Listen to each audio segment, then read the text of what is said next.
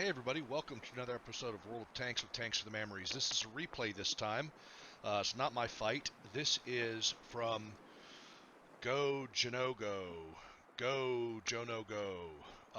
He is a member of FILO on the EU server, and he graciously gave me permission to show this replay. I think it's really good. It's T-49 on Sand River. It's a standard battle, and obviously it's a tier 9 fight, so he's top tier here in a light tank. There is no artillery, so we're going to go ahead and watch this replay from his point of view. He does a fantastic job. I won't get into everything right now, but I will have I've got all three plates that I'll put at the end of this. We'll talk about those when the time comes. I also am going to put up a strat sketch map on here showing you kind of what it was that he did and how he did it. It's his gameplay is a little more complex than what I break down on the map, but it's really good. It's a really enjoyable game, and when you see a T-49 played like this, and also just to give you guys a heads up, I'll post the links to his Twitch TV feed as well as his Twitter. That's how I met him. I met him on Twitter, and I'll also post a link to his YouTube channel where he goes into more detail. But he's been really sick lately, and nice enough guy. He's been very, very sick. I'm not going to get into it because it's not my business. You can go to his channel and he talks about it on his channel. But I'll say this. If this guy plays as well as he does, as ill as he is, I would never want to play against him if he's feeling well. Because if this is indicative of the kind of fights he has, man, this guy, shit. Anyway, so let's just go ahead and get into the fight. He's gonna run up immediately over to like the D7 line, kind of starting out over D7. So we'll go ahead and speed it up, and you guys can have a look, and we'll get it at full-on speed here. So anyway, again, no artillery, Sand River, standard battle. He's in the T-49, and there's plenty of stuff for him to shoot at. So he's going to start out here, and he's going to take a hard right and head over to the ridge lines up there and work that ridge line, as a lot of players do. I don't spend much time on this side of the map anymore, although I probably should play it more often just to keep up with it. He's got this Hotchkiss, which is going to help him out some in the beginning here. He drives this thing like he stole it, I'll tell you that. All right, so he's got some early spots, which is really good. He's going to take a shot at the IS-3. Obviously, he didn't let that aim in just because he knew it was going to happen, but he's reloading. Now watch this T-54 lightweight. This guy is going to have a very bad game right off the bat. So he's going to zoom in on this T-54 lightweight. I'm going to let him take it back over. And he gets a shot off there. 86 right off the bat. Right off the bat of that T-54 lightweight. So there's also going to be over here on this side, there's going to be that Hawk right there. He's starting to eyeball this guy already. So the Hawk went ahead, put a shot out there. And we're going to see him hit this Hawk, and he's obviously going to penetrate this. Somebody just missed him. Somebody on that side just missed him, but he put 952 into the rear of that Hawk right there and ruined that guy's day. So that guy's now out of the fight. A couple of shots taken at him there. He has not been damaged yet. You see the T-95 back there. He's got him spotted. He's going to take a shot at this Pantera. This is going to miss because he just doesn't quite let it aim all the way in. But the Pantera's going to go around the corner, so there wasn't a whole lot he could do to aim in hard on that one. The next one he's going to do here, he's going to put a little hit into this IS-3. He's going to come around. It's just too good an opportunity to pass up. So he's going to get fully loaded. And the bat chat, though, distracts the IS-3. So the IS-3 is now reloading. So he has the opportunity to spin around, and he's going to take a hit here. But he put a good shot into the back of that IS-3. So the IS-3 got reloaded. He put 416 in the back and took a hit for 314. So it was an okay trade. That's the first damage he's taken all game. The IS-3 is just getting mugged by the EBR Hotchkiss. Now he has the opportunity to come back, put another shot into him. takes a pretty good smack. That IS-3 takes a pretty good smack right in the ass. So he's only been hit once. He's up to 2,500, 2,600 damage. Took a shot from the T-95 there. That was a pretty good shot from the T-95, who we know is sitting back there in D3, right? So he comes up to the middle ridge here to kind of look around, see what he can see. And there's really not a lot going on. He kind of had the opportunity. There was a T-32 over on that side, so he's not spotted. He's got the opportunity to try and put some shots into these guys. He's going to get a little shot in this T-95. It doesn't do much. It's going to give him about 100 damage there. But, you know, he lets the guy know that he sees him and he can shoot back. So he keeps checking out, like, to see if maybe there's something he can do to help the guys on this side of the map. Ah, there's a Borsig. So in the end, so he's gonna take 1 or 2 shots on this Borsig. He probably should have shot then. I would have shot then. He's sitting here. He's not spotted. The enemy team is now forced down basically onto the 1 line, essentially just like the 1-2 line. He takes a shot. Nothing happens. That's a complete miss. So rather than stick around, he's going to continue to kind of run the middle here for a few minutes. I think he's about to take another shot. He's going to see this T-32 up here. And he's loaded up. It's just going to take too long to aim in. And the T-32 took one on the lower plate from somebody down there, down in the valley. So he just doesn't waste the shot. Smart of him. And he's only firing HE here, guys. He's only firing HE. He's waiting for that Borsig to come out. Nothing doing there. It's 2 shots wasted into that where that Rheinmetall was. So there's nothing else happening in the middle at this point. He knows he's going to have to start moving, and the way to do it is to get down. Now he spotted that T-25, but he's not going to get a shot on the guy. He's not fully reloaded. Doesn't want the T-25 to spot him. T-25's dead. All that's left is these guys and the Borsig basically up in the corner. T-32 is not going to make it much longer. So he's aiming in. He disappeared. He takes a shot. I think he actually hits that shot. I think he hits that shot for, it's about 250 damage, I think is what he hit that vehicle for. I could be wrong, but I think that's what it was, because in the end, he's going to have more damage than we actually see. So he's up to 2696 now.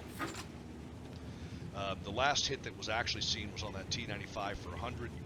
He's been hit twice for 700 something. And now he's decided there's not a whole lot more to do sitting around the middle wasting time, so he's going to come back here and try and spot these guys for his team and see if he can't get some shots into their rear as well. So he's going to pull around here and he's going to start getting cautious as he comes up kind of around the backside here and do what he can do to spot for his team. And the one you have to watch out for, obviously, is that Borsig on the ridge up there. He's not spotted him, so he's going to come up here and look, lo and behold, there's that big fat ass of that T-95 right there. He's now spotted. He's going to take the shot. Hits that T-95 and the Scorpion hits him. So there's the other vehicle. And this is dangerous as hell, going backwards down the... Yikes! Oh my god. Like I told you, he's driving this thing like he stole it. So he's going to be cheeky and try and come up here again. Oh, and guess who's coming to chase him down? So this T-28 is coming to chase him down. He takes a shot at him, wildly unaimed shot in the face, but missed. So now he's got a haul ass. So he's going to run through the river here and try and get away from that T-28, who is not going to chase him all the way down, but you never know. So it's time to haul ass, get up here. And this actually is a pretty good location. So the T-28 stops back there. It's not going to get. It doesn't want to get stuck in that riverbed. So he's going to pull up over here and see what he can see to spot that Scorpion.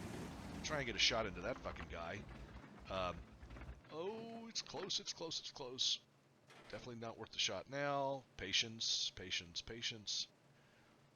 And there you go.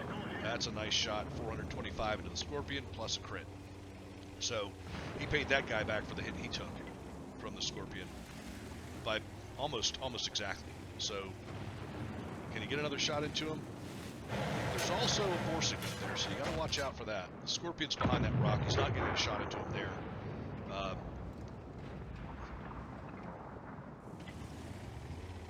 Now, his sputter sense is tingling. He hadn't seen that T-28 in a while. He has not seen that T-28 back up next to the T-95, so he's going to go back around and take another peek around this corner. Nothing doing so far. Nothing doing so far. The spider sense is tingling. Nothing doing so far, and this guy is not there. And so he's going to come back up here. When he does, I'm like, wait a minute, dude. Where the fuck did that T-28 go?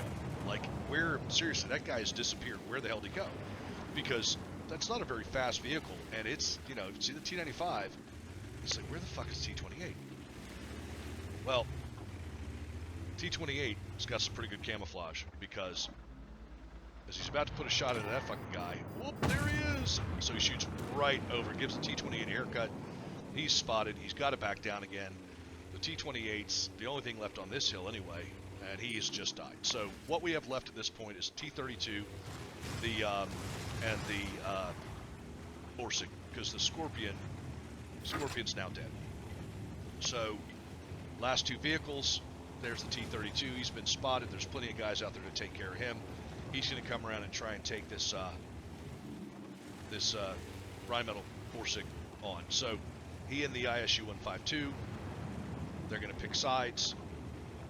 He comes to this side. The ISU-152 goes to the other side, and he's going to come up and give this. This guy is full health, and he's going to come up there and whoop. Guess who got spotted? Put 945 into him, but he gets taken out right there at the end. It's taken out right at the end. So he ends up with what we can see of 4,990 damage done. He had a monster game of this thing. He did 754 spotting, 4,990 damage that we could see. He ends up with a little more. The ISU-152 is going to go ahead and take this guy out. And that's going to be it. So I got the end plates next. I'll go ahead and put those up, but I hope you guys enjoyed this. Fight, and we will go ahead and get the end plates up there. I thought it was a monster game, and I hope you guys enjoyed it. So stick around. We'll get the end plates up, and then we'll also do the actually what I'll do before the end plates is I'll do the strat sketch map so you can kind of see where everything happened. We'll talk about that for a second. So thanks for watching, and stick around for more.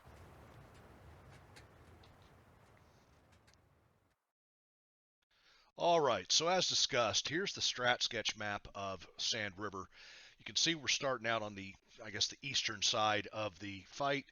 And the green line, he carries up to that first ridge line and runs that ridge for a while. This is where he takes a shot across to B7 to hit that T-54 lightweight, working in conjunction with that little wheeled vehicle and the Batchat. He does some work on the Hawk there. He does some work on the IS-3 there, running back and forth. And then he moves, you know, after that, when we switch over to the blue, beginning of the blue there, he runs that IS-3. This is where he gets hit by the T-95 and also loses his tracks there for a brief second, which I didn't actually catch. Then he runs up to the center a little bit. He runs up there once, nothing going on, runs up there again, and sees the T-32, but there's no shots to be had, so he pushes back, and in the orange line, when he goes back up to that ridge line, he starts taking some pot shots at the TDs that are back there in D2. So from there, after spending a little bit of time dicking around at D2, we see him continue in orange, running around to the backside of B1, where he pulls up, puts a shot into the back of the T-95, and then he goes down in white along the river, running the edge of the river, and gets shots into the Scorpion, who has hit him once when he was shooting at the T-95 and T-28. After that, we see him decide to go ahead, and I actually got this wrong here on this last part, the red line. He actually doesn't come back up to the top. He comes back up, takes a shot, goes for a haircut on the T-28, misses, comes back down the river, and then decides to work with the ISU-152. And he comes in on the E line there at E1. The ISU-152 comes in on the F1 line. They both crest the hill. He puts a really good hit into the Rheinmetall Borsig, and then he gets shot and dies up there in F1, and the ISU-152 finishes him off for the game. So other than that last little bit of red there, my bad on that, but that's pretty much an example of the gameplay that he had. And you know, he ran around this map for good, but it was about a 9.5 minute game, and he lasted all but the last 30 seconds of it. So really super good fight. We'll go ahead and take a look at the plates now and talk about those. All right, so here's the end plates. The front page there, you can see obviously first class mastery badge, um, high caliber, Confederate, bruiser, whatever.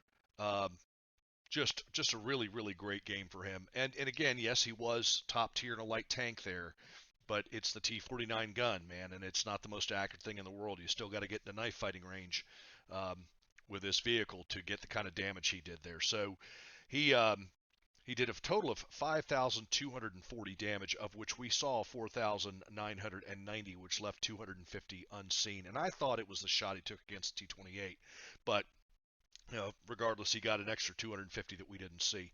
So this is a 2 times event for him. Plus, he could take uh, the extra times 3. So it was a 2 times first time of the day times 3. He ended up with 6,656 experience. So we'll move on to the second plate here, and you can see exactly what it was that he did. He took a total of 15 shots. Um, this gave him the highest score in the game for his team, double the next player on his own team there. So there were a couple of guys that survived. You know, they won this relatively comfortably, but he was double in uh, damage and experience, double in damage as the next guy on his team. So what a great fight. Anyway, um, of the 15 shots that he took, he had 9 hits, 4 penetrations, 6 splash damage, and he did 754 in spotting.